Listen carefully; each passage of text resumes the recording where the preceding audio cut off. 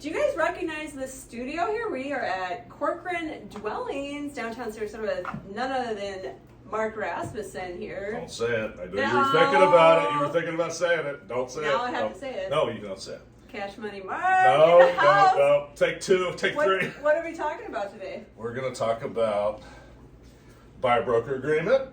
We're going to talk about your door knocking techniques. Okay. And how about the typical day of a big producer like yourself? You calling me big? A big producer like yourself. Okay, stay tuned. I hope you watch today's video. All right, so I'm here with longtime friend and realtor Shayla Twitt.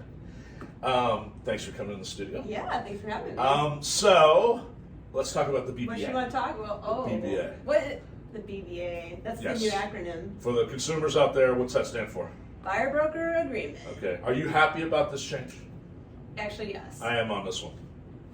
Boom. Yeah. Why are you happy? I think it'll minimize all the, let's just go see real estate for fun. Okay, you've had a few signed.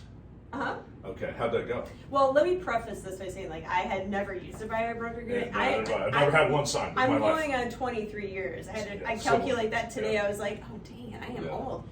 And never once put it into my practice. And it just because most people didn't probably. But think about, like, if you're a seller, you go to a seller and sign it, why would you not want to sign it with this buyer? It's Sure. the same mentality.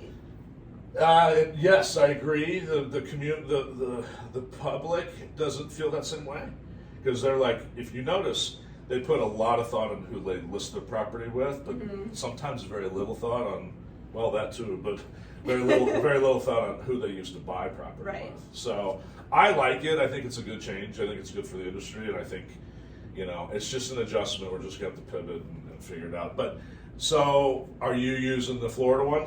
Well, I've used both. Okay. Now, I personally just feel like, I don't know if our co-bank or corporate attorneys had too many hands in the pot on that one. It's very agent-centric, whereas I just personally feel like the Florida Association of Realtors BBA is more buyer-centric. It's a softer, like, intro into the commission compensation part, I think. All right, so for the people that don't know, what is it exactly? Basically what it is, I'm a buyer, Yes. and starting in July, I'm going to have to get a BBA with a realtor in order to look at property. Prior to looking at property. Yes. Okay, so if I just say, hey Shayla, come, I need to go see these 5 Cool. houses, what do I do? Great. I'm going to try to have a consultation.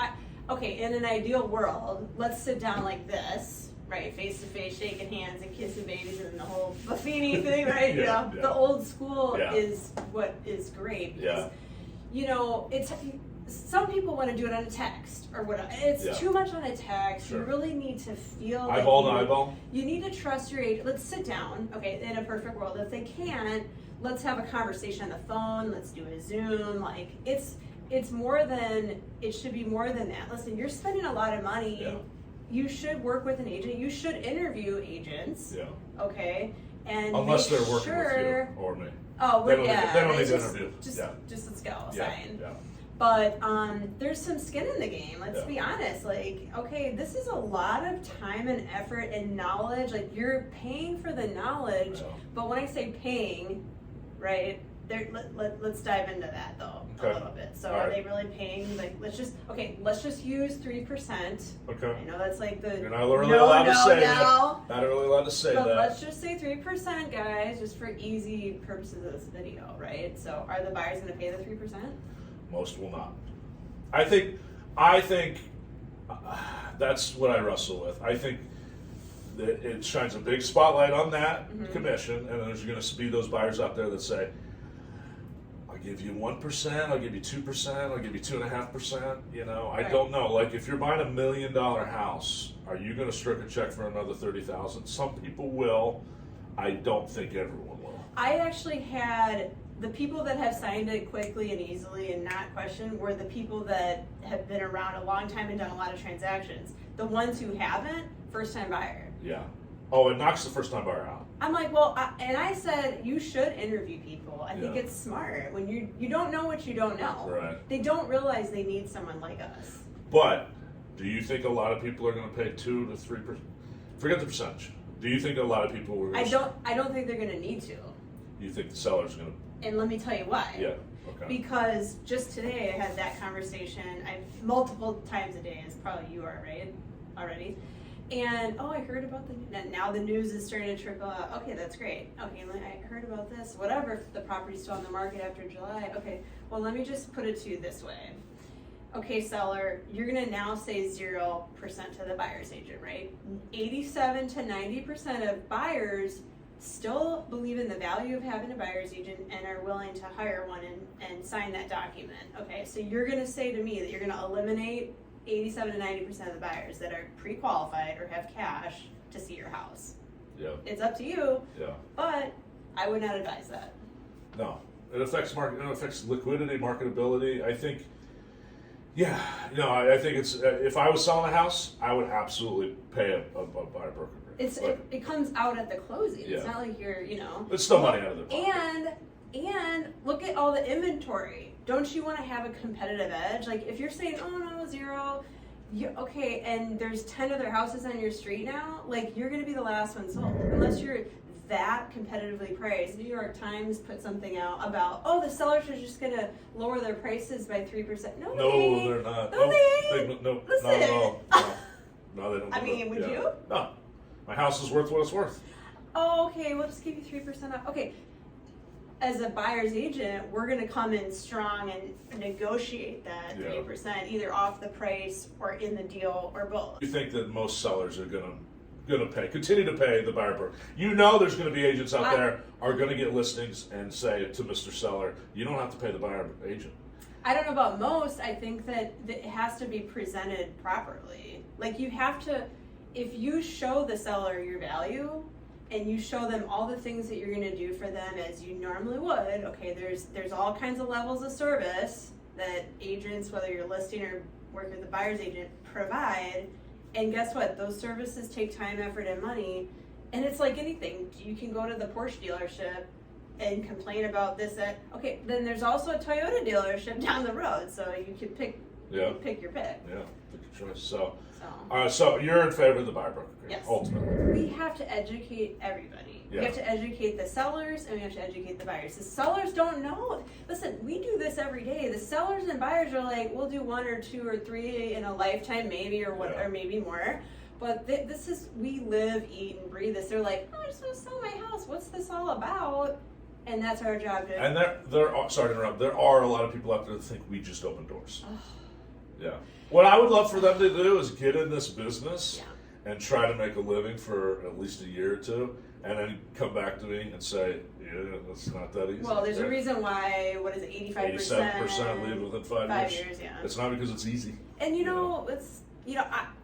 we think, and talking to you and the group, that we have group text going on, that it'll weed out the part-timers and like the less than professional people to an extent, wouldn't you say? I would have thought that they would have been washed out a while ago, to be honest with you. But, they're just hanging on to do the 1 or 2 transactions a year. Well, let me give you an example of one I dealt with recently. And I did talk about this on my YouTube, but it was like, and I accompany most of my properties, right? I am physically there. For the showing. Yes, or I have a showing agent 90% of the time, unless I can't be in 2 places, I'm there showing. And the buyer's agent is a part-time agent. She never answered the phone. And I'm just like, it's quicker and easier to just talk to someone. Like, you just want to have a conversation with someone instead of texting all the time and half the time you're in the car.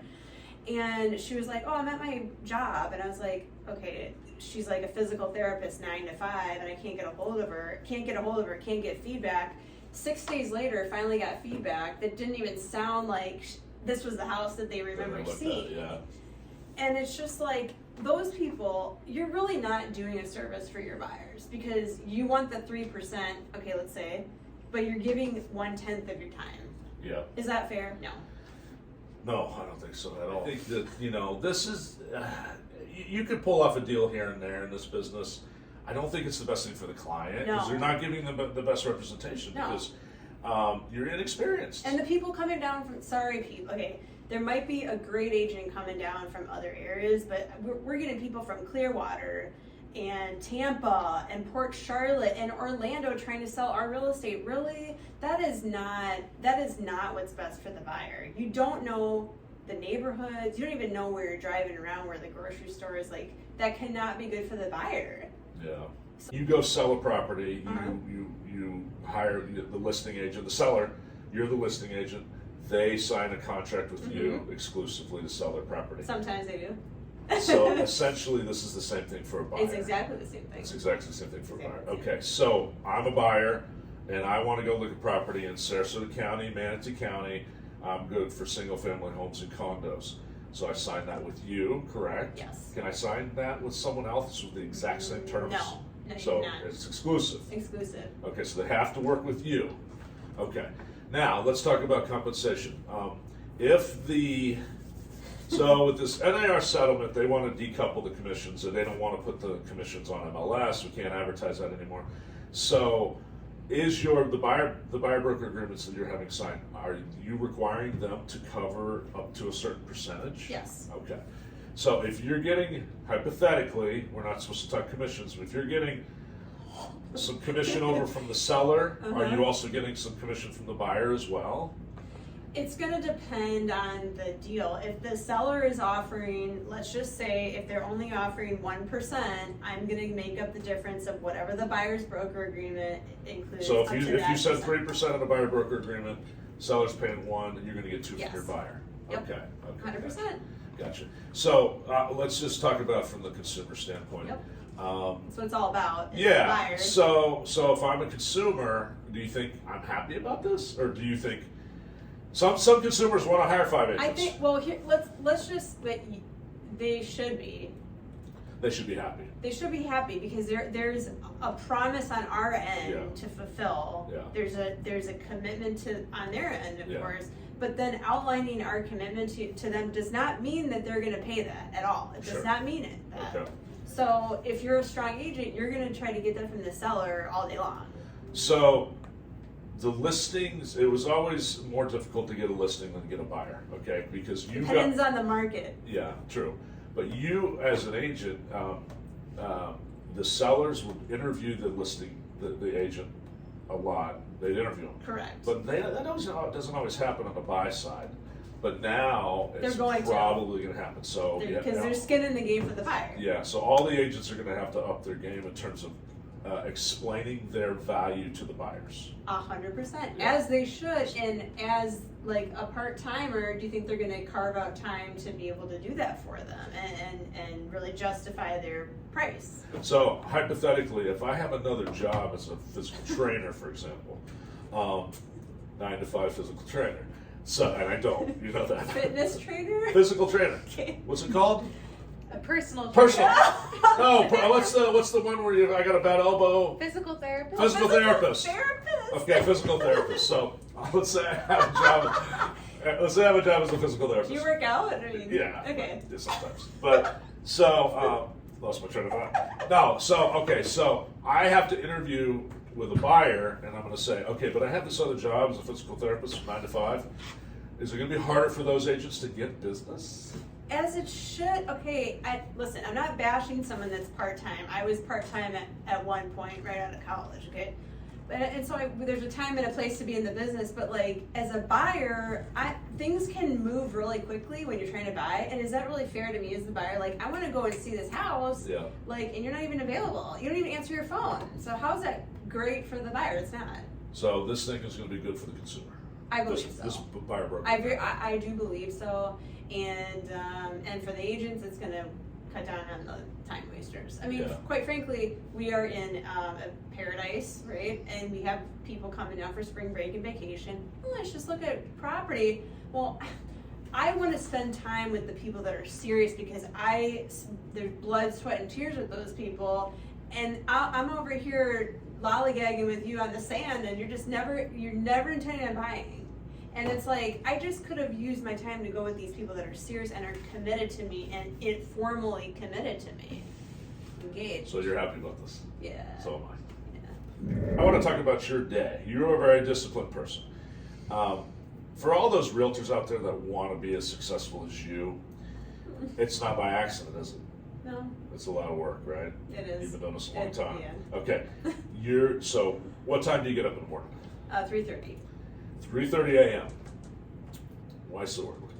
I find that in that hour, nobody is expecting to hear back from you. I can set my mind right by getting up, taking my time to get up to an extent, take my dogs out, go to the gym. The gym is like the goal, right? To get there at 5, and that's why I get up at 3:30. But people don't have to get up at 3:30 to you be don't have successful. to do anything. No. That's true. That's true.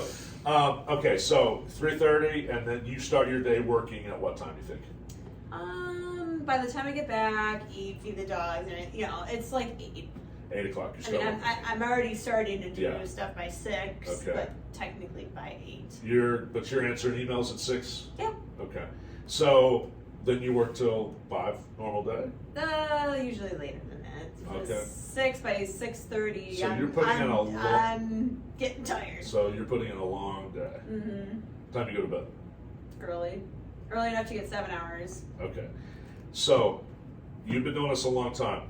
You know that there's the lifeblood of our business is clients, correct? Mm-hmm. Are you spending a good part of your week finding clients?